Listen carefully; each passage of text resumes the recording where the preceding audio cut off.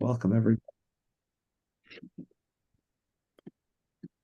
Here we go. So this is week four.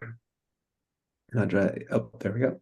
This is week four of community-powered lobbying. We are going to be focusing today on studying democracy bills / knowing what we're talking about. That's the goal of today's class. Just to review some things that we've done so far. Just to review some things we've done so far here. We've covered the basics of lobbying. We've covered the state legislature, how it works and why it does what it does. We've talked through MUSAR, ethical discipline, nonviolence, and preparing ourselves for encounters with absurdity. And today we are going to study democracy bills and know what we're talking about. Today is a brain-focused day more than a heart-focused day. But we are still going to actually start with a little bit of a heart question. So this is a quote from somebody we quoted a lot last week, Rabbi Abraham Joshua Heschel. And he writes, Jonah is running to Tarshish while Nineveh is tottering on the brink. What is the use of running to Tarshish when the call is to go to Nineveh? And this is a reference to the biblical book of Jonah, where the character Jonah is told that he needs to go to Nineveh, the big bad capital city of the big bad Assyrian Empire. And he needs to go to the capital of the big bad empire and tell them to repent and stop the corruption and their violence that is in their hands. And Jonah in this story, and it is a story, he ends up in a whale's stomach, right? This isn't a literal historical retelling here. Jonah tries his hardest, right, to avoid going to Nineveh. He actually runs in the opposite direction. He goes to a town called Tarshish, and from there he goes out to sea. He ends up in the whale's stomach. And he has a burning bush moment there where he kind of realizes what he needs to do. He accepts his responsibility, and he ends up going to Nineveh. But his first overwhelming instinct was to run in the opposite direction, to not go to Nineveh, but to go to Tarshish. And we all have a little bit of Jonah in us. And so picking up on last week's lesson, we're going to start off today just by dealing with our own inner Jonah for a second, because if we don't, then we're going to ignore the call and we're going to run away to Tarshish and we're never going to go to Harrisburg. I don't know what Tarshish is in Pennsylvania. Maybe that's Erie. Maybe that's the Jersey Shore. Maybe is a good analogy. Kind of get out of the state and go far. So we're just gonna we're gonna ask the question on the next slide here, and we're not going to go into breakout rooms for this one, just kind of have a group discussion if anybody wants to bring anything up. But really, what is a threat to yourself that your Yetzer Hara, your selfish inclination, feels that makes you not want to go to Harrisburg, to not force the encounter? What is that voice saying that's telling you to flee the other direction than to go to the Capitol? We have to honestly encounter that voice. And we have to ask the question, is it a valid threat? Is what that voice is saying valid?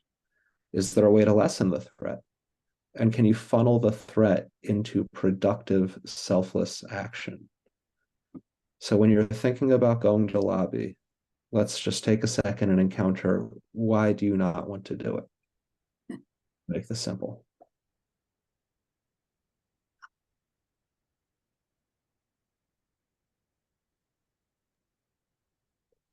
It's scary. It's a new situation.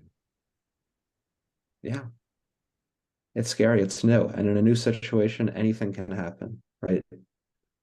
And at least that's how I approach new situations. And in those settings, I often think, okay, I'm very anxious because it's new and I don't know what could happen. But what could happen?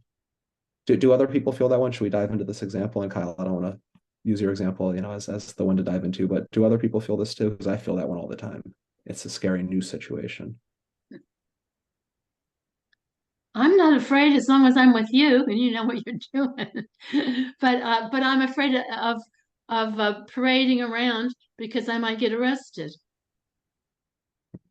So that's something about being in a new situation, right? You don't know what could happen, and you're not going to get arrested on a lobbying trip, by the way. That's not going to happen unless the meeting goes really, really, really badly. But that's never happened.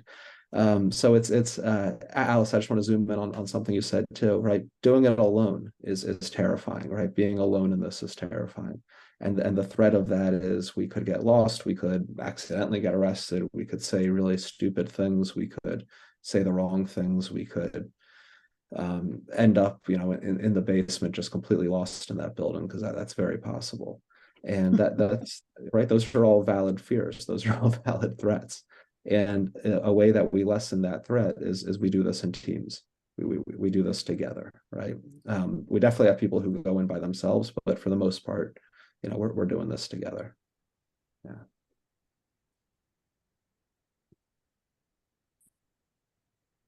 John, you wrote overpriced parking fees. That is a valid threat. It is $30 to park in that parking garage for more than a few hours. Street parking is going to add up too if you're in the capital for a while. The only way to lessen the threat of parking fees is to park upriver past Verbecke Street, I think it is, or Calder, one of those streets. It gets to free parking about a 15 to 20-minute walk from the capital. So it is possible to get around that, but yeah. Andrea, that's a big fear I have, being nervous and saying something dumb, or a legislator not taking me seriously. That's one that I carry in as well. And that's one that really try to funnel it into a productive Yetzer Hatov, right? Kind of taking that anxious energy of not knowing enough and using that to fuel studying, so that I do feel more confident and am more able to act on the selfless behavior. I did get a ticket near the Capitol today. I was told by a meter maid that if you have the handicap sticker, you have a free half hour, but evidently that's not true. Hey, that's frustrating. That's not fun. Why? Oh, parking meters in Harrisburg. They are intense. They do ticket. Yeah. Christian, that's a fear that I carry too. Burning bridges, because especially if you tell a harsh truth to people, that's a very, very real thing that can happen. And sometimes, there are times where it's okay to burn bridges, not completely, but there are times where it's a good thing to really talk directly and honestly, to really push somebody and possibly burn a bridge. But you never want to actually burn a bridge all the way, even with the Daryl Metcalfs of the legislature, the worst people. We never wanted to fully burn a bridge, and that's a fear. And I found that first of all, I very much just identify with that fear. And I find that you can push people though, and that politicians do have thick skin generally, and they're pretty good at not taking things personally. They'll pretend to take things personally if it's advantageous to them. They'll play the victim, but they have thick skin. These people go through a lot to get there and to stay there, and they talk with people who disagree with their basic civil rights sometimes. So it takes a lot to really, really burn a bridge in that building. To them, it's hard to burn a bridge because it's so impersonal, because it's just a game, which is a sad thing, but that does help. Yeah. And I'm just riffing on everybody's fears here. Do people have questions or thoughts about what other folks are saying here? Jason, what are you thinking? Oh, you're on mute.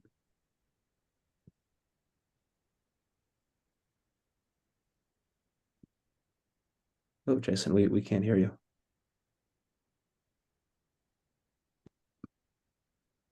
I'm sorry. Oh, we got you. I don't know what happened. I had a situation where I was meeting with a politician, and it was me with the politician and five of their staff, and so that was intimidating. And then I just kind of relaxed and kind of just realized that, like, they're just people, and we're just going to sit here and talk, and I'm going to be able to leave the room.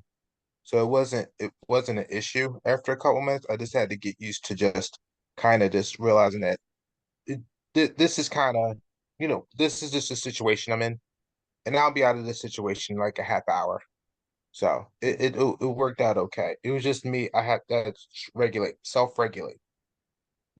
Yeah, and well done, because that can be an intimidating situation. It almost, when they do that, it almost feels like you're in one of those game shows, like Shark Tank, where it's everybody sitting on one side of the table, and just, and then it's just you, like, completely alone, right? That can be horrifying. Absolutely. Well done. And way to one thing that I like to think in those situations is, okay, I feel threatened that there's so many people here, but there's so many people here because they feel threatened, and that really just kind of boosts the uh, opportunity for the selfless action to occur here. If they're taking this seriously enough that there's 6 of them here, maybe they're actually going to do something. Maybe we'll win here. Yeah, and what Andrea wrote there, that right, they're normal people. That's such a thing to remember, right? We get so intimidated by the fancy suits, the marble floors, the fancy furniture. They wear pins that say that they're a representative. It can be intimidating, and they are just people who put their pants on one leg at a time, and it's fun to laugh at them too, to kind of knock them down a peg, because yeah, John, yeah. I don't know how I could burn any bridges when this doesn't seem like it's that complicated, our whole plank. And so if I'm speaking from the heart, even if I may say something, I don't know how I can turn this upside down by telling them that I don't think they should be taking gifts and bribes from outside sources or from anybody. I just have a hard time. I mean, it doesn't seem that complicated, so I'm just not so worried about walking in there and saying something. I mean, I just don't know how I don't know how you can go wrong if you're speaking from the heart. That's all. Yeah. Yeah, I mean, when you're speaking from the heart, it's much better, and it's much less likely for it to go wrong. But you're presenting a reality that can shatter their reality, right? We talked about kind of that threat to their sense of identity. That's when it usually goes the most wrong, is when what you're presenting, the truth you're presenting, is incompatible with the way they see themselves, and in your shattering of their worldview, they can respond with a lot of anger, and be very upset with that. So, for example, there's a state rep, a pretty powerful guy. He's the number 3 Democrat in the state house, Jordan Harris. And when we talked with him last in person, which was over a year ago now, he didn't accept the premise that money influences decision making. He couldn't accept that premise. He just rejected the premise that we need a gift ban because gifts can't buy people. And his worldview was very Calvinist, and kind of that predetermination and predestination worldview of people are either born corrupt or not corrupt. And when they come here, that's not going to change, because people like me, we remember where we come from, and we're not corrupt, so we can't be corrupted. And we asked him, well, how many corrupt people do you think are in this building? And he went, oh, 10, about 10 people or so.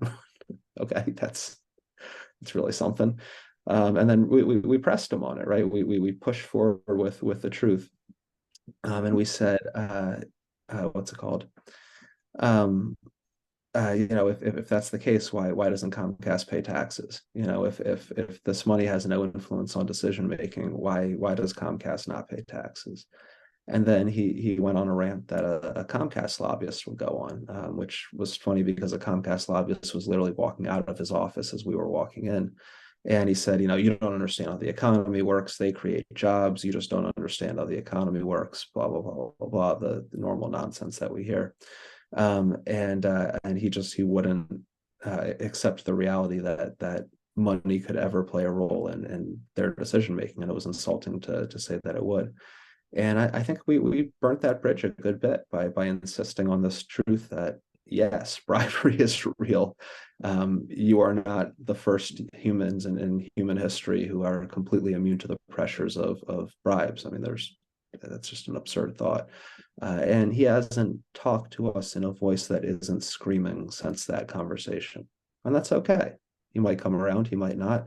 And at the end of the day, you don't need 203 votes to get a bill through the House. You need 102. So you don't need everybody. Christian. So I agree with what John says there. I want to explain kind of my mindset when I write that. And it's not having all the right answers or understanding the protocol of what they expect when you go into a meeting. And if they start asking questions that you're not prepared to answer, or if you try to lead the meeting in a different direction than what they're expecting, will they even give you the time the next time around? Will you be able to have their ear to speak the truth and make things happen? So just being well prepared for what to expect when you walk into that meeting, and how much you should follow their lead versus taking the reins and leading the meeting, and having all the answers around the issue as far as the history and what bills are up, and how to get to that definitive answer rather than just planting a seed. Although sometimes maybe planting the seed's enough. Yeah, absolutely. Right. And those are very real, anxieties going into a meeting. And I think that the only answer I have is as you really feel it out and with experience, kind of figure out how far to push in a meeting, how hard to push, whether to let them kind of ramble for 58 minutes about what they want to talk about, and then you jump in with 30 seconds of, here's what I want to talk about. That's all very, very real. And there's no, next week we're going to talk a little bit about researching your legislator, who you're talking to. But even after doing that research, you're still not going to know the person in front of you until you talk to them. And you don't know how they're going to react. Are they going to be a dismissive person or a very receptive person? And that could, vary within the same person too, whether or not you're meeting with them before or after lunch. It's also variable, that it creates unknown. And in that uncertainty is where we can kind of feel fear and back away. But really it's having that. So I'll tell another story here. I talked with a senator last year who was very a very intense personality, of a very stern, tough person, Senator Street here in Philadelphia. And in this conversation about ranked choice voting, where it was clear he didn't even want to be having this conversation. He didn't even want to be talking about this. He was in his car. It was not a good setup. He had somewhere else to be. He was already 15 minutes late to our call, and then he needed to leave early. And in that moment, I completely panicked and forgot how Philadelphia's elections work. I live in Philadelphia. I know how ranked choice voting would affect our city council races. We have the 5 at-large candidates, and then the 2 at-large candidates from the minority party. It's a complicated system here in Philly, but I just my brain farted and I forgot how Philadelphia's election systems work. And he was not happy. He went on a rant, and luckily he kept saying that March on Harrisburg's name was March on Washington, and I never corrected him. I was hoping he would forget that this whole meeting even happened.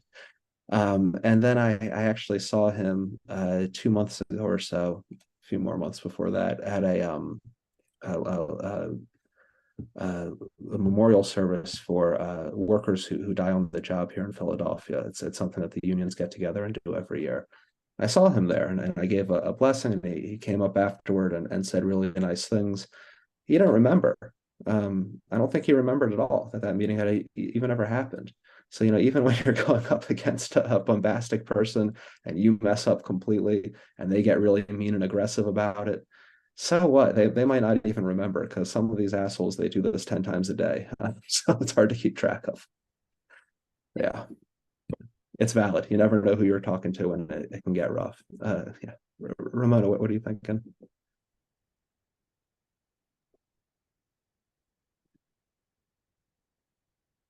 I was thinking what Kristen said, and thought I had 2 experiences that contrasted each other. I think first of all, the goal when you meet with one of these people is to get a vote, you have a goal to achieve. The first experience I had was with lobbying, was going to DC with the Heart Association group. The night before we met with the legislators, there was a meeting to tell us the key talking points, to give us the key statistics. We were divided into groups with mentors, so that as we were walking in the different legislators, we had someone who knew what to expect, what was coming. And I felt we made a real impact on a couple people. The second experience I had, I was totally unprepared. I volunteered on a fair districts group, went in, listened to the legislator, and then proceeded to point out to him the fallacy of his thinking. And then told him, I said, you sound like you're campaigning for gerrymandering. Is that what you really wanted to do? He got extremely angry. We weren't there much longer after that meeting. I didn't get anything accomplished. I sure made him mad, but that didn't work. I wasn't the goal. And so I was saying what Christian was saying. There's lots of reasons to be afraid, but there are also a great deal of importance on knowing what you're doing, being prepared, depending on mentors, people who have been there before. I think that makes you more effective. Absolutely. There's no replacement for experience or teamwork, first of all. So being with people who know what they're doing, especially when you're starting out, is absolutely essential. And just want to name too, that legislator in Harrisburg who got mad with you and the meeting didn't go well. It's still better that meeting happened than not, because you made them think about the issue. And even if they had a reaction of anger, that doesn't mean they're not going to go home and then think about why they were angry and really reassess it. Or, you've moved them in one direction a little bit, and that's a good thing, right? Part of the goal of nonviolence is to knock people off the fence into action. And sometimes that means opposition action, but sometimes that means positive action. And even opposition action is a reaction. It's they're thinking about it. They're dealing with the issue. And that can turn to support and often does. People come around. But if their only orientation to it is indifference, is not dealing with it, that's the worst case scenario. So it's not a failure when they get mad. You've made a human being think about something that they need to think about at a minimum. And then you also know, hey, we can't count on their vote. And that's good to know when you're counting your votes. If it's good to know which side they're on. So that's okay. And again, you only need 102. You don't need 203. You need 26 in the Senate. You need one governor. That's all you need. Okay, but let's dive in and start talking about getting our preparation done here. Thank you all for a good conversation, some good thoughts. Sorry. So we're going to now switch over, and I'm going to share my screen here. Give me 1 second, because we're going to go on a tour of the internet.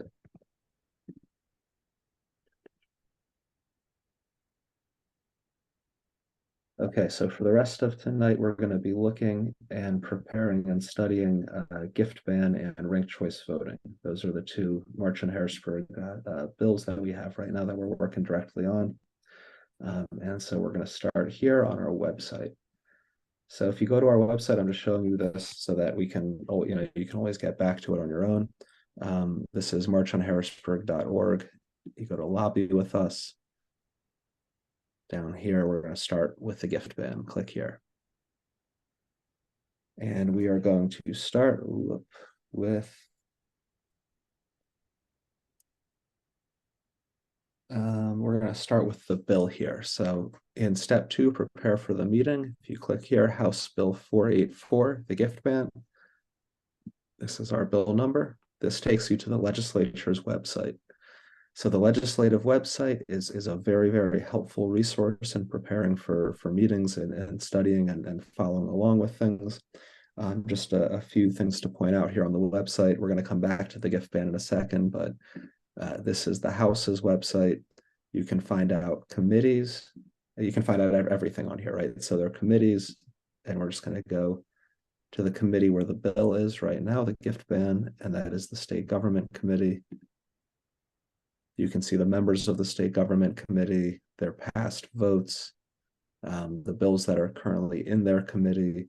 These are the Democratic majority members of the committee. These are the minority Republican members of the committee. I want to show you one other thing too here on this website. The officers, so this is good to know just if you forget who's in leadership. Here they all are on the officers page. Anyway, this is a very, very helpful website, and please do search around it and play around.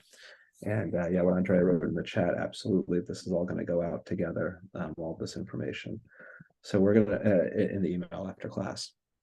So back to the bill's website, webpage here, this is House Bill 484. 2023-2024 is the session. Our sessions are 2 years long. And we're going to go to, we're going to start in the history section here in the middle. If you click on this, these are all of the co-sponsors of the gift ban bill. The first sponsor is called the prime sponsor, so that's Jared Solomon. And you can see the history of it. It was referred to the Judiciary Committee in March. That's because the Speaker of the House tried to slow it down and succeeded by sending it to the wrong committee. And then we finally got it sent to the right committee on July 7th. This was the last day they were in before they broke for the summer. They sent it to the State Government Committee, and here it is currently in the State Government Committee. If you go to votes here, you can see all the votes that the bill has had. It's only had one vote, which was to send it from the Judiciary Committee to the State Government Committee. This is all very wonky and stupid. They just tried to slow us down, and they succeeded. They threw sand in the gears for a few months. So back to the bill text here. So we're going to be reading the bill text, just a little bit of it, not much. I'm sorry, actually, first, we're going to go to this document here. Just want to make you all aware of this, the how to read a bill document. It's just one page. We're not going to read through it, but I just want to share the shaded and bracketed means it's going to be removed. Underscoring is used to amend a law. We're not going to see any of that. I'm sorry, we are going to see some of that.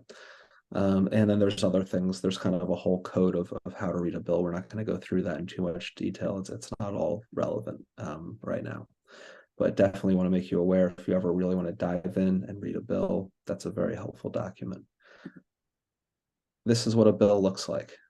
We're not going to read it the whole thing, but this is, we need to see what a bill looks like here. This is it. So House Bill 484. Every bill also has something called a printer's number. That's just as it gets amended and updated, the printer's number changes while the bill number stays the same. So this is the actual, the first draft of this bill, House Bill 484. It got assigned the printer's number of 452. It was referred to the Judiciary Committee on March 16th, 2023. And this list of people up here are the representatives who signed on to it before it was fully introduced. So they're the real champions of this. One of whom is no longer in the legislature. So anyway, bills are full of legalese. They have legal language in them. They're laws. Of course, it's legal language. And they are hard to read. Do not feel like you need to be able to read and understand what this is. Within MarchOnHarrisburg, we have 3 to 4 people who can read this and really understand what they're reading and really sketch out what it means. But you know, laws are often not well written, and this one is no exception. That's why the courts often weigh in on what the law actually says, what the law actually means, because there's often arguments about what the meaning of the word is sometimes. So this is not something that most people on this call are going to be reading and really understanding. We rely on people like Frank, people like Armin, who really know how to read this, but we need to see what a bill looks like. So what a bill is doing, it's often amending another section of the law. So the gift ban amends Title 65. This is not relevant. And then it goes through and basically says, this is what this bill does. Most bills start off with a definition section. This is what cash means. This is what a lobbyist means. This is what a person means, right? It's just defining these terms that are relevant. And then it goes into what the bill does, the exceptions to the bill, which we're going to go into, and a whole bunch of other things. And then bills end with often, this act shall take effect in 60 days. And just to tell another self-deprecating mess-up story, I remember being in Harrisburg in the Capitol with about a half dozen other MarchOnHarrisburg people, and we were sitting and we were talking about when does the gift ban, if we pass this thing, how long does it take for it to kick in? And we were all theorizing and trying to figure out the answer. And we saw a state rep walk by, and she said hello. And we said, hey, we have this question, when does the bill take effect? And she goes, what does it say on the last line of the bill? And we looked at it and it said, this act shall take effect in 60 days. And we went, oh, well, there it is. And boy, did we feel stupid that we had spent 10 minutes debating a question when the answer was just the last line of the bill, because that's where it always is. Right. So this is what a bill looks like here. And let's now go back to the website. So we're going to go out of the bill. Any questions, by the way? We'll pause here.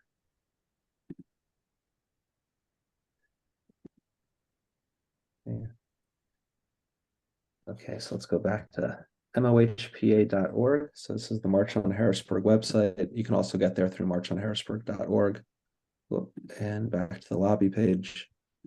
Lobby for the gift ban. Okay, next thing here in this section, right? Everything we're talking about tonight is right here up on our website.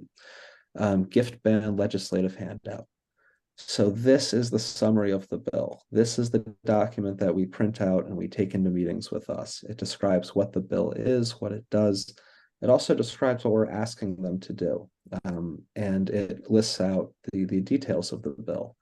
With the gift ban in particular, what most people are interested in is what the exceptions are. So this bottom section is very important. So we're going to actually go into breakout rooms here and have people read this together in small groups, because if you just have me reading legalese at you all night, you're going to kill me by the end of this. So here we go. We're going to go into breakout rooms in a second. And Andrea, I think let's do 3 to 4 people per room if possible. Okay, sounds good.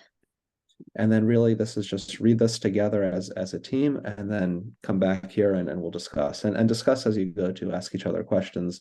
And yeah. Does that sound good to folks?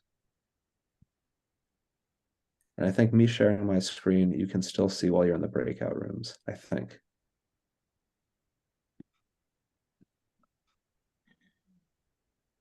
If not, let me know.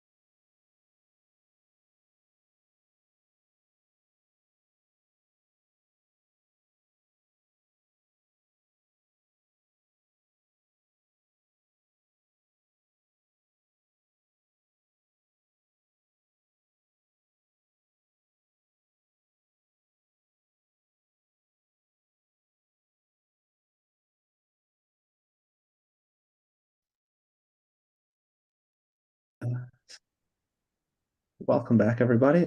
Did you all have time to read through the whole thing? How did that go? You couldn't see the whole thing.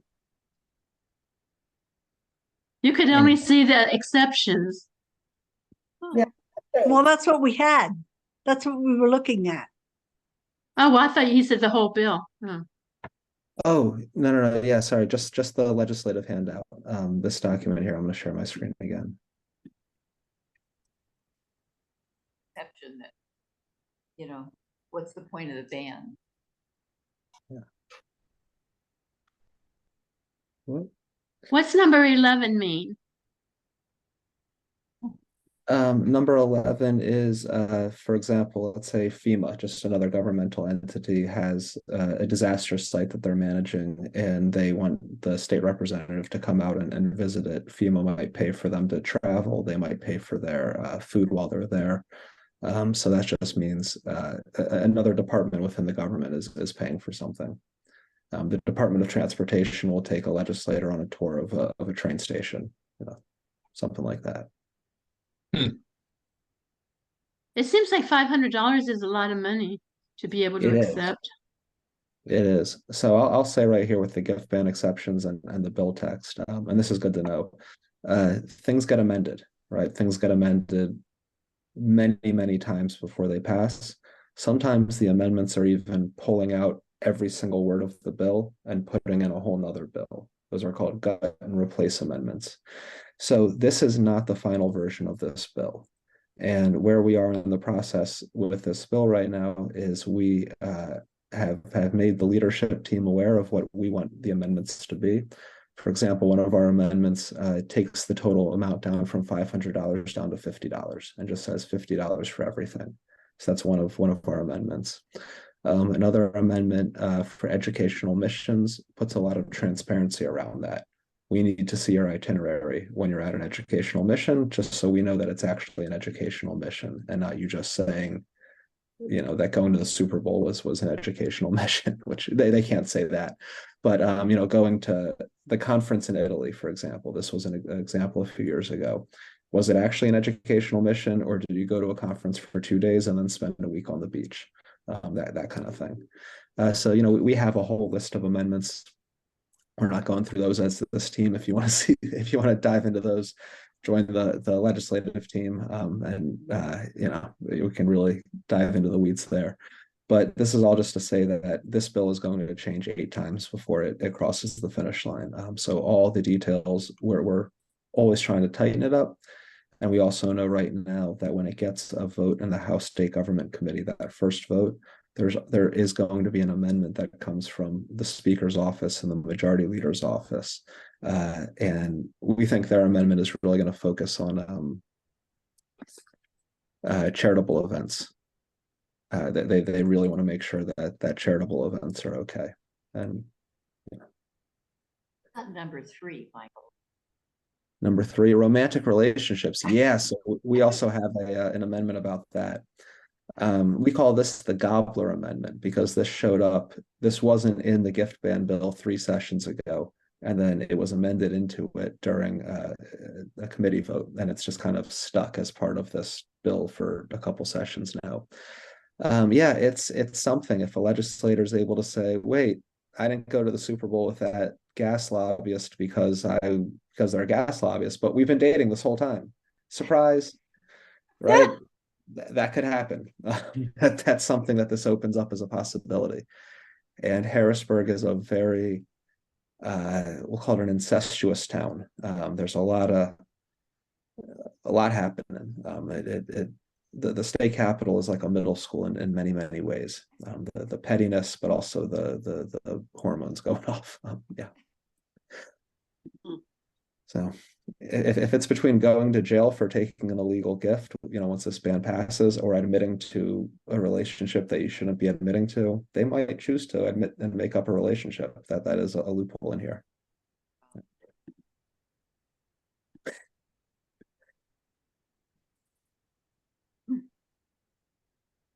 Yeah. And any other thoughts on any of these?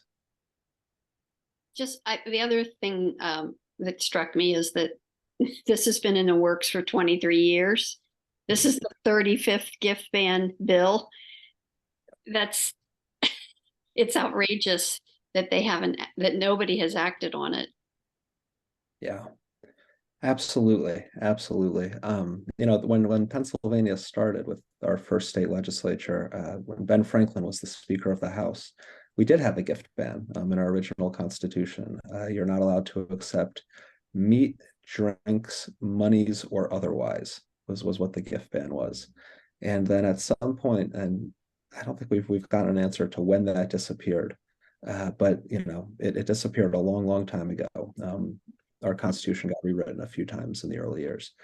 And people now in this modern era have been fighting for a gift ban for decades. And back to 23 years, that's just as far back as we traced it. But there are gift ban bills that were introduced in the 90s.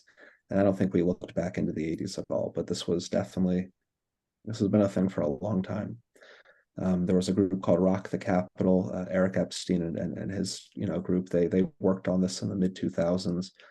Barry Kaufman and Common Cause were working on a gift ban back to the 90s.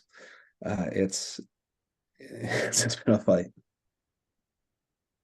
Hey, Michael, is there a list of the objections that we're going to hear about why this is not good? And also, how can we respond to those objections? Oh my God, Rachel, that's the perfect segue into the next thing. So Okay. let's use that opportunity to keep moving. Gift ban counterpoints. This is the next document here, gift ban counterpoints. So you can find it again online on the website, right there, gift ban counterpoints.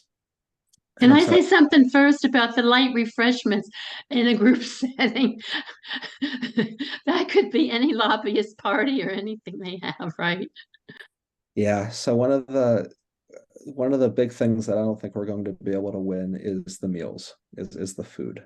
That is, we've been told by a lot of legislators very explicitly, I'm okay with everything but that.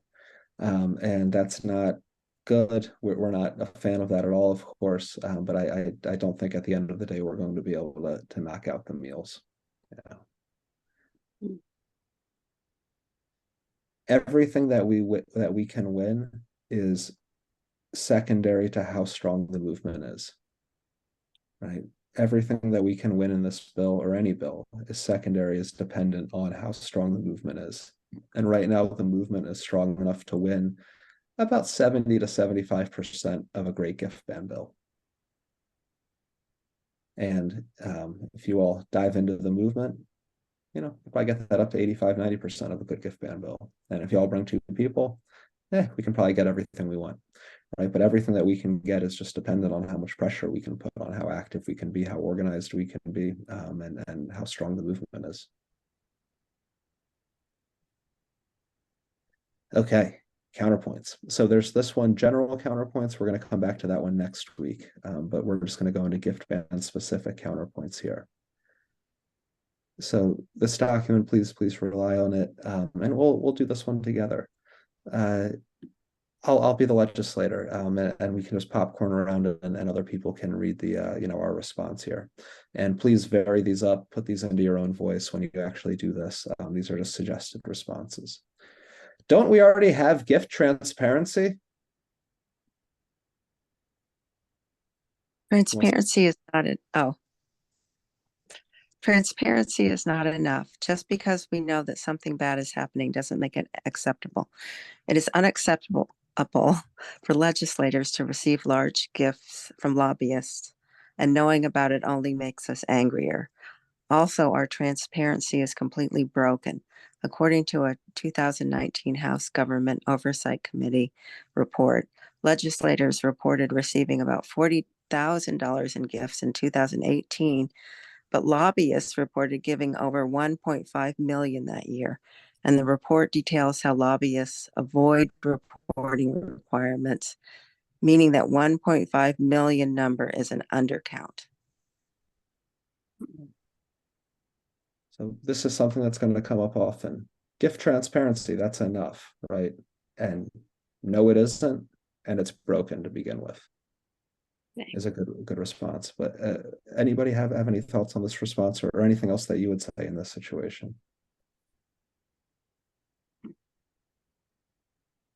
they care that knowing about it makes us angrier. Yeah. I like to make that point with a metaphor, with a story. I think I've probably said this about 1,000,000 times in meetings. Imagine that you have a dispute with your neighbor over, let's say there's a tree on the property line, and then you have a dispute over what to do with it. And so it eventually ends up before court, and you go in, and your neighbor's there, and your neighbor walks up to the judge before the hearing begins and hands them an envelope, winks at them, and says, "Hey, I had a great time at the game last night," and then walks back to their stand. Are you going to trust what that judge has to say in that case? Does it matter that you can't see what's in the envelope? Would it be better if you could see what's in the envelope? If you could see what's in the envelope, does that make it okay? Of course not. You're not going to trust what that judge has to say. That's how we feel when we see you taking gifts, whether or not we can see the gifts. You take the situation, you move it to something a little bit relatable, a little bit different, that helps them understand the point. And using courtroom settings is a good set of metaphor language for talking to legislators. Just move it one branch over, and it makes more sense.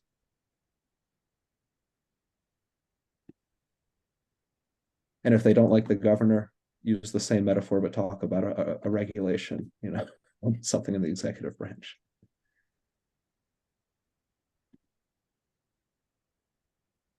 Let's keep going here. This is something they're going to talk about a lot. Even though Wolf is out of office, this still does come up. This comes up very frequently. Governor Wolf had a zero exceptions gift ban. And so what that meant was him and his staff, they weren't taking any gifts at all, not even a bottle of water on a hot day at the farm show or something. They wouldn't take anything. And this led to a lot of absurd situations where literally a staffer would be at a Little League game in July, and they wouldn't be able to take a bottle of water on a 95-degree day, right? They should be able to take a bottle of water. Nobody cares about that. And so there was a lot of defensiveness in the legislature, and it's still there, about we don't want a $0 total, no exceptions gift ban.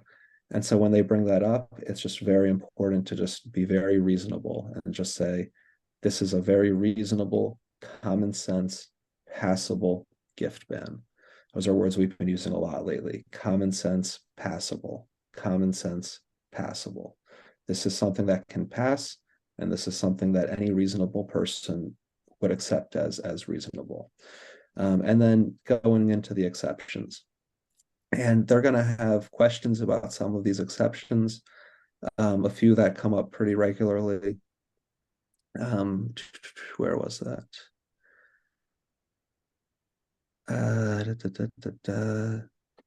The meals, they're just going to ask about meals. We just say right away, this doesn't touch the meals. That's most of their concern, is the meals. And so as soon as you just acknowledge that that's an exception, a lot of their opposition will melt away right there. The other one that we hear a lot about is gifts between officials and their staff. They want to make sure that they can give a bottle of scotch to their secretary during Christmas time. So that's an exception that will come up in conversations pretty regularly. Another one is educational missions. They want to make sure that they can go to the conference in Colorado on clean energy and talk with other state legislators from around the country about best practices. So making clear that the educational missions that are part of their public job is okay. And the other one that comes up with the Philadelphia delegation, I'll say exclusively, I've never heard this one from anybody outside of the Philadelphia area, is charitable events. In Philadelphia, there is a tradition of legislators taking gifts from corporations and then giving those gifts out to their constituents. Turkeys around Thanksgiving time from the grocery store corporation, they then give those out to their constituents. Backpacks, diapers, all sorts of things, and then all the way up to tickets to 76ers games, zoo tickets that Comcast is giving them. It's not a very good thing. It's vote buying at the end of the day. They're buying favor amongst their own voters by using something of value that a corporation gave them.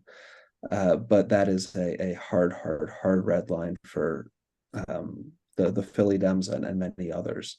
And so the compromise that we were able to reach is they can continue to do that as long as a charity is involved. You're allowed to do it if the Boy Scouts, the United Way, the local church, the local shelter, whatever it is involved, and you're just there, but it's going through a registered charity. Because also we don't want to take diapers away from people. That's not the point of this bill. So that's where that one sits, and that'll come up with Philadelphia Democrats, and you kind of have to name that one for them. Those are the ones that come up the most. Any thoughts or questions about any of the exceptions? And also keeping in mind, this list is going to change as the bill goes through the process. Philadelphia Dems will ask you about charitable events. Everybody will ask you about educational missions.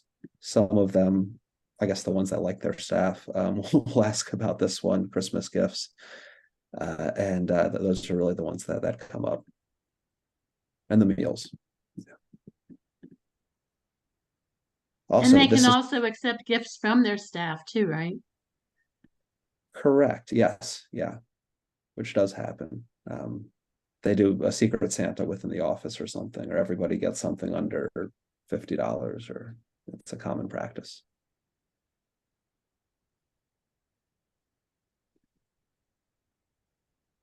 This is not a test where you have to memorize all the answers.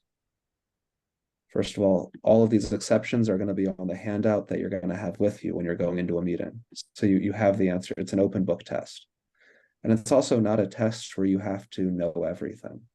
It's okay to say, I don't know the answer to that. Let me check in with the legislative team. Let me get back to you on that. It is so much better to say that than to say something that's wrong. So always be humble in these meetings with what you know and know what you don't know. And if you don't know something, they will respect you so much more if you say, I don't know that. Let me check in with our experts and get back to you. And also, 95% of the time, you know way more about the issue than they do. Just by coming to this training, you know more about it than they do. They have 1,900 bills per session that cross their desk on average. That is 1,900 subjects that they need to know something about. And they know very, very little about most of those things, including ethics. Ethics is actually near the bottom of the list of things they know. So yeah, let's keep going here. Somebody else jump in and read this here. I'll be the legislator. I don't accept gifts, so.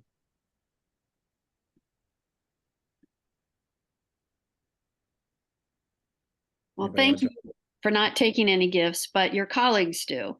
And as constituents of Pennsylvania, we feel we can only trust our legislators if there's a law in place that specifically prohibits legislators from accepting gifts of value.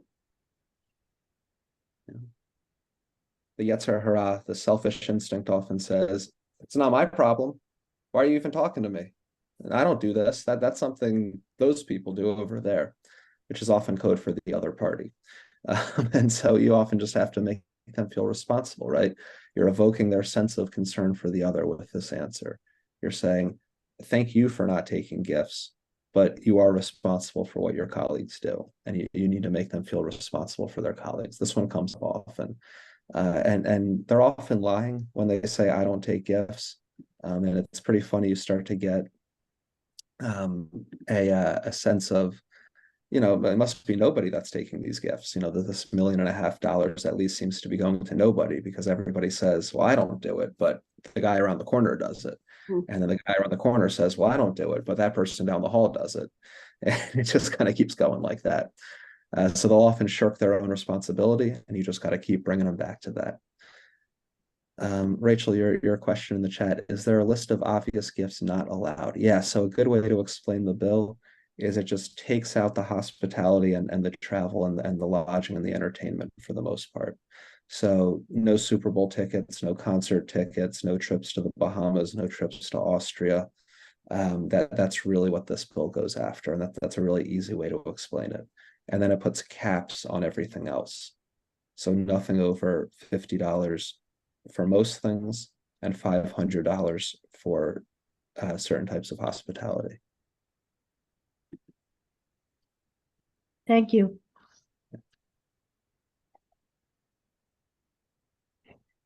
And also feel free to just keep it extremely, extremely simple, right? And we're going to practice this next week, right? You're doing most lobbying meetings, you're making a 90-second to 2-minute pitch of the actual bill.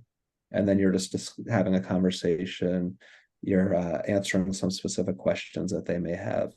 So you don't need to go in there and say, here's a 1-hour presentation on a policy. You're not giving a PowerPoint presentation on the bill. You're not reading through it with them. You're giving a 90-second summary and then answering a few questions that they may have and talking it through with them. And we'll practice that in detail next week. But, just going in and saying, yeah, House Bill 484, the gift ban, it puts a $50 cap on gifts, $500 cap on the bigger things. It really just gets rid of the travel, the sports tickets, the concerts, the big size things and the medium size things. Doesn't touch the meals at all. Don't worry about that. And it still lets you go to charitable functions. And that in itself is enough of a summary for most legislators. And they'll likely cut you off, before you even finish that and ask you questions and give you their thoughts. Ramona. What is the line between giving a gift to a legislator as a legislator or giving a gift to their campaign as a contribution? How does that work? I think that's going to be one for the courts to decide at some point, but we call that the Josh Shapiro move, because that's what he's been doing. So he went to the Super Bowl, that was a gift. He went to the Penn State game, that was a gift. But the 76ers game, about 10 months or so ago, he sat courtside. It was a very expensive ticket, a couple $1,000s.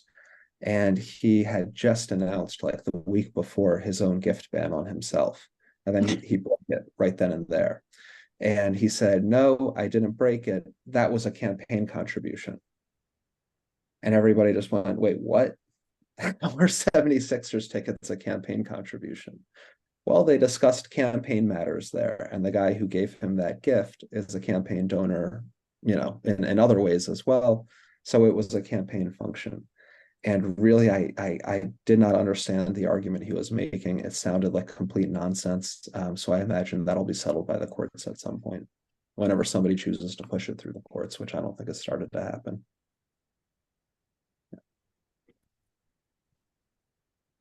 And that kind of raises a bigger point that we need to remember too when looking at the bills specifically. Gift ban does not equal democracy. Gift ban plus ranked choice voting does not equal democracy. Gift ban plus ranked choice voting plus ending gerrymandering plus reforming the rules plus campaign finance reform, all of that still doesn't equal democracy. Add into that same-day registration, early voting, a ballot initiative process, public campaign financing, open primaries, right? If you remember from weeks 1 and 2, there's a lot to fix here, right? We need to close the revolving door. We need to ban side jobs. So all of these things that we're talking about are closing one door, closing another door, but we need to eventually close them all. And as the movement grows, as we get better, as we get stronger, as we get bigger, that's we can fight more fights. So Ramona, you're absolutely right that campaign contribution seems to be the loophole that Shapiro discovered this year. That seems like a real thing, and we'll have to close that one down too. Yeah, Joan, the folks who wrote this bill looked at bills from other states. Yeah. And if anybody's ever interested, there's something called the National Conference of State Legislators. And they keep a really good tab of kind of different state policies on different issues. So they have a chart that shows what all 50 states do. And you'll see that there's different ways of doing gift bans. There's different number limits, different lists of people who are exempted, different lists of exceptions. There's different ways of doing it. And the gift ban bill that is House Bill 484, we traced the language back to at least 2015, when this version of this bill we think was first introduced. It could actually, pieces of it seem to have existed before then. but it's basically just been cut and pasted and reprinted for the last couple of sessions. Last session, somebody had a different style of a gift ban that was introduced, but House Bill 484 is essentially identical to the 2019-2020 bill and the 2017-2018 bill and the 2015-2016 bill, with a few things that have changed along the way, which is common in Harrisburg. When things have been around for decades, they just kind of cut and paste and reprint session after session. They don't even read it after a certain amount of time. They forget what's in there.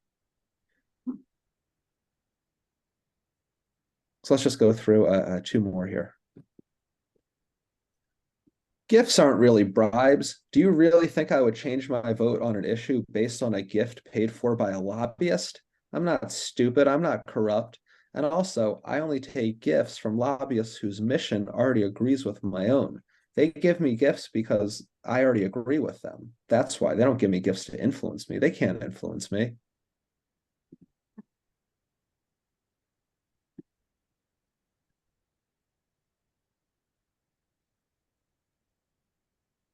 Our goal is to change the culture in Harrisburg so that gifts are no longer part of the political process.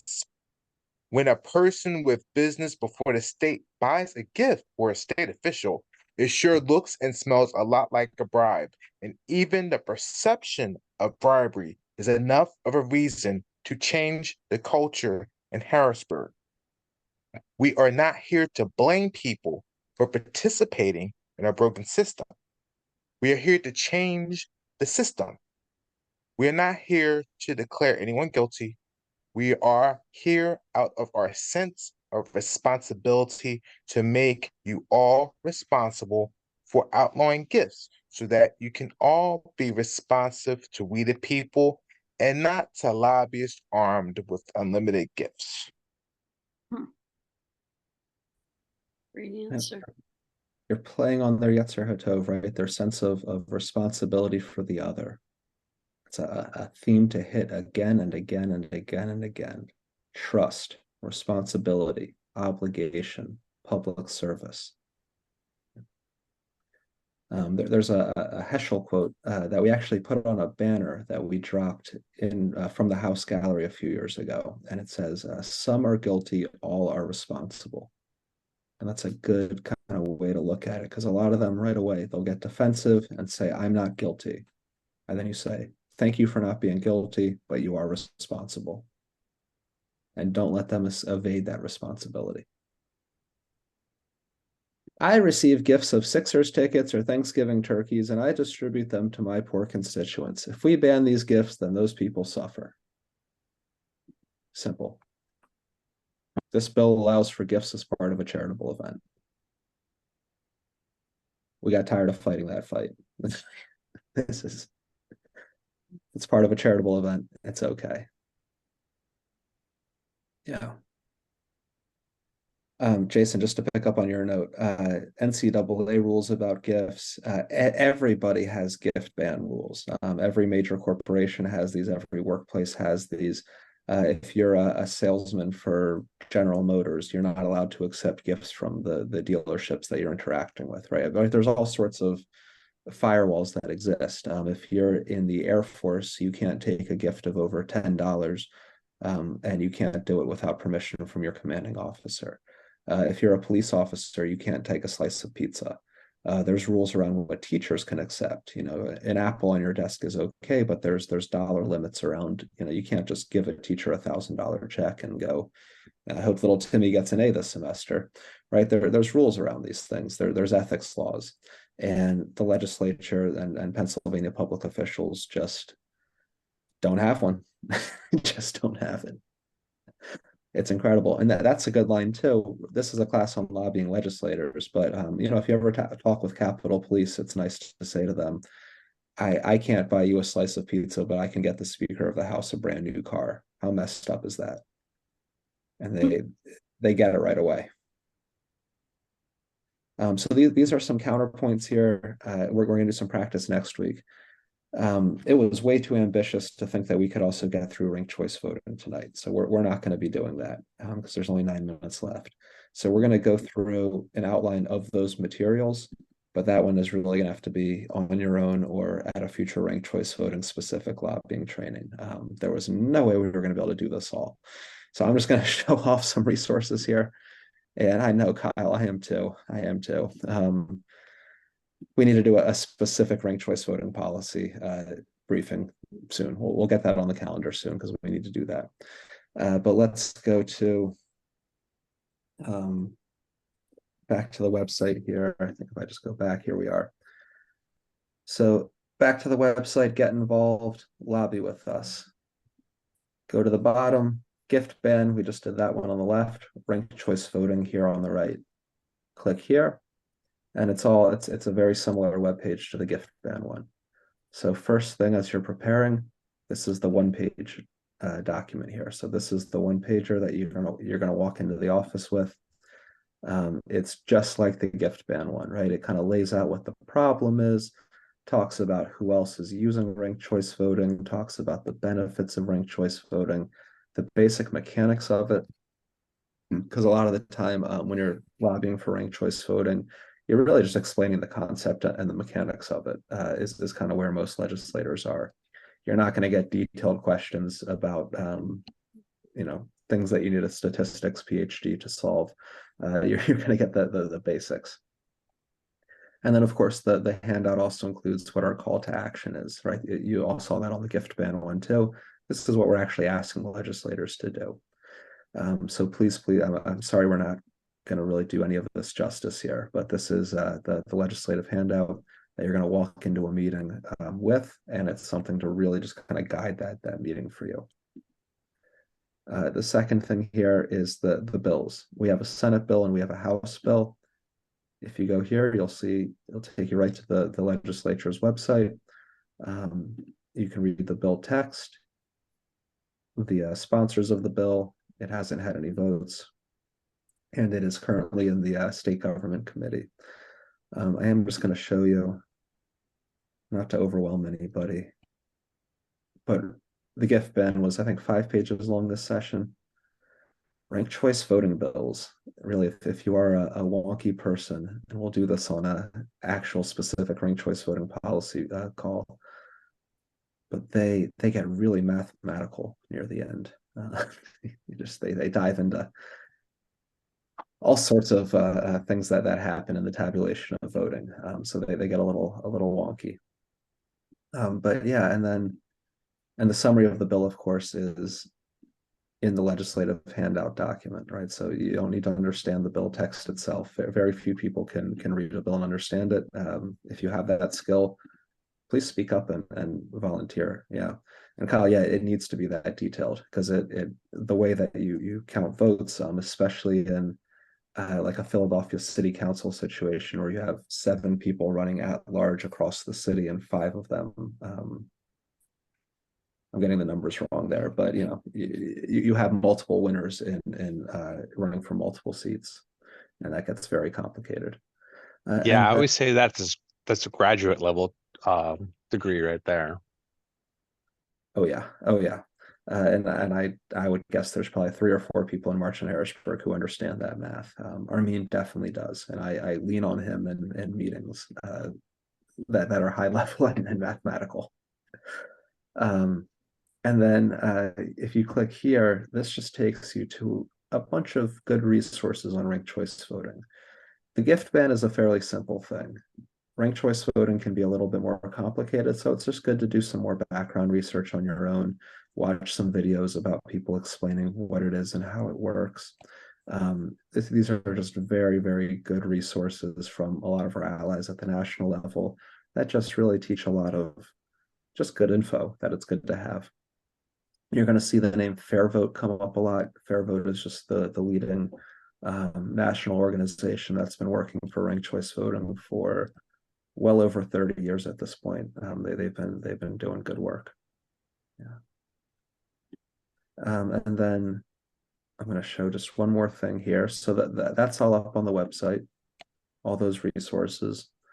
And then there's one document that we keep not public in the ranked choice voting fight. But if you go to Slack, whoop, which needs to open.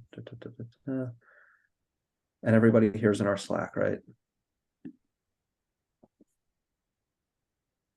Join the legislative team, and in the legislative team, in the bookmarks up here, and if you need help getting there, just let me know.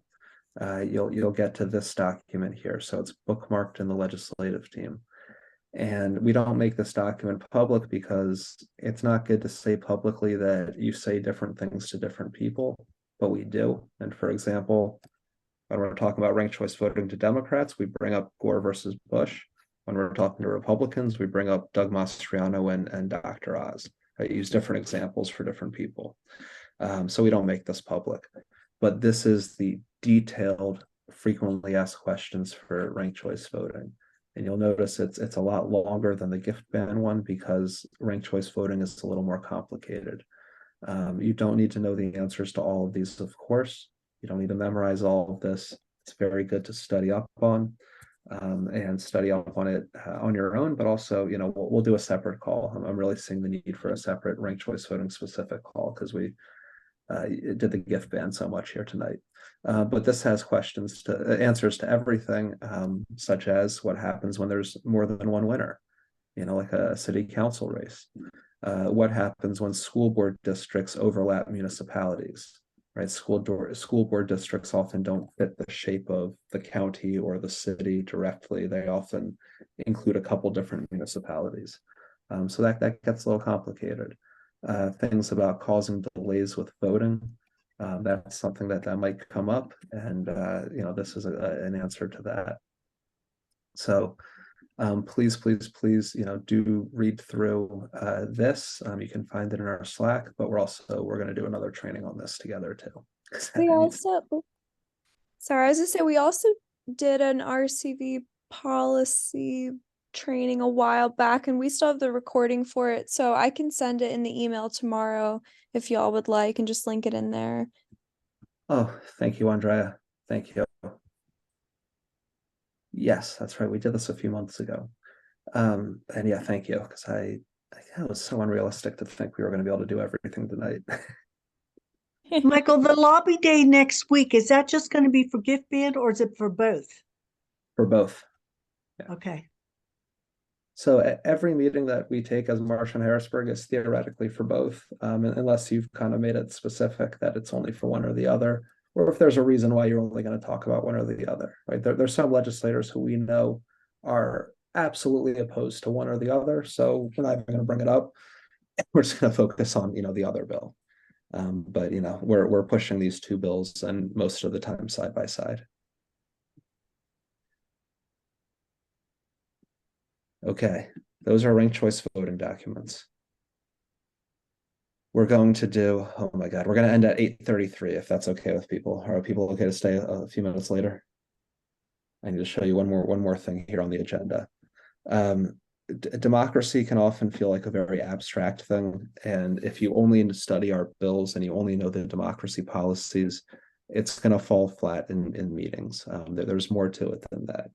Right, you have to again make clear to people how these affect you, how these cause suffering for you and your community, and to do that, you have to do what we call corruption connections, which is how you're kind of drawing that connection between we make these decisions in a corrupt way, the process is broken, and so the decisions that we make are broken, they're corrupted, they're wrong, they're not working for us. And you have to be able to explain what some of those decisions are, what some of those consequences are, what some of that suffering is. And so just some good studying to do is through the Poor People's Campaign, just to give yourself some good information about kind of the state of Pennsylvania, the state of our Commonwealth. So up on the Poor People's Campaign website, I'm just going to show you a bunch of resources here. If you go to poorpeoplescampaign.org and go to learn, you see reports and fact sheets. We're going to start with fact sheets. These are just state fact sheets. There's the 2023 ones. There are a COVID specific one for a bunch of states. There's a health and environmental one, a housing one, children and youth, militarism by state, the 2020 round of state fact sheets. There's a lot of information up here on the Poor People's Campaign website that gives you the information to explain the impacts of corruption. So for example, here in the Pennsylvania one, we can see in the poverty section, right? 33.7% of Pennsylvania is poor. 1/3 of Pennsylvanians are poor. When you're making the case for why they should be making corruption illegal and democracy legal, this is a directly relevant statistic. We studied a quote a few weeks ago from Isaiah where he said, "Your rulers are rebels, partners with thieves. They chase after bribes. The widow and the orphan's cause does not come before them."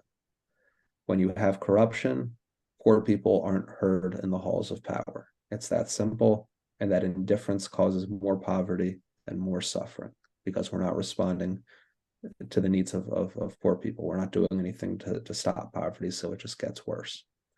Right? So knowing the reality of your community and being able to convey some statistics is very helpful to make the corruption real. So it's not just knowing our bills, it's knowing your community, it's knowing your state, it's knowing your neighbors, it's knowing yourself, because you have to speak from a place of authenticity. And I'm just going to close us out here with a bit of Talmud. And then please, if people have questions, we are going to close out because we're already over time, but ask questions on Slack, post any thoughts in the political education channel, and come next week with any questions from this week as well too. And feel free to email me or just write on Slack. But just to close with a story, there's a couple rabbis hanging out way back in I can't tell you exactly when, around the year 130 AD. There's a bunch of rabbis hanging out on a town on the coast, and they're having a conversation. Which one is more important, study or action, learning or action? And one rabbi, Rabbi Tarfon, he says, action is greater. Of course, action is greater. And Rabbi Akiva says, study is greater because it leads to action. And then everybody goes, very wise. Okay, study is greater because it leads to action. And so we learn so that we can take action. Because if you don't know what you're doing, your actions aren't going to be very good. So the struggle is a school. We're constantly learning. And just to close with one more thought, it's okay to not know things. It's okay to not know things. It's okay to not know things. I remember an early lobbying meeting when a legislator said, well, that bill has to pass through the committee and there's no way it's getting through Daryl Metcalf. And I said, what's a committee? Who's Daryl Metcalf?